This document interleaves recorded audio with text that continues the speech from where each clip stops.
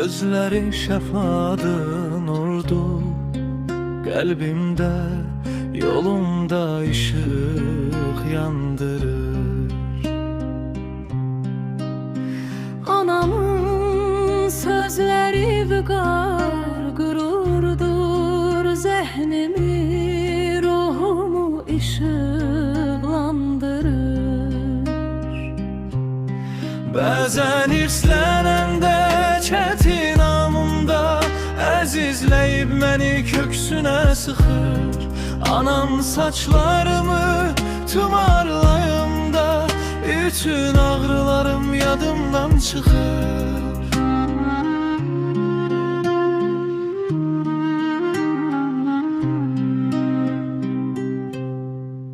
Sözləri sığalı şəfalı anam, əzizdir hamıdan dünyada təkdir. Ana vətən kimi vəfalı anam, mənə həyat verən canlı mələkdir. Bəzən irslənəndə çətin anımda əzizləyib məni köksünə sıxır.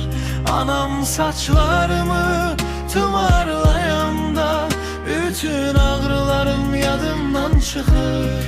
Bəzən irslənəndə çətin anımda əzizləyib məni köksünə sıxır. Anam saçlarımı tumarlayanda bütün ağrılarım yadımdan çıxır.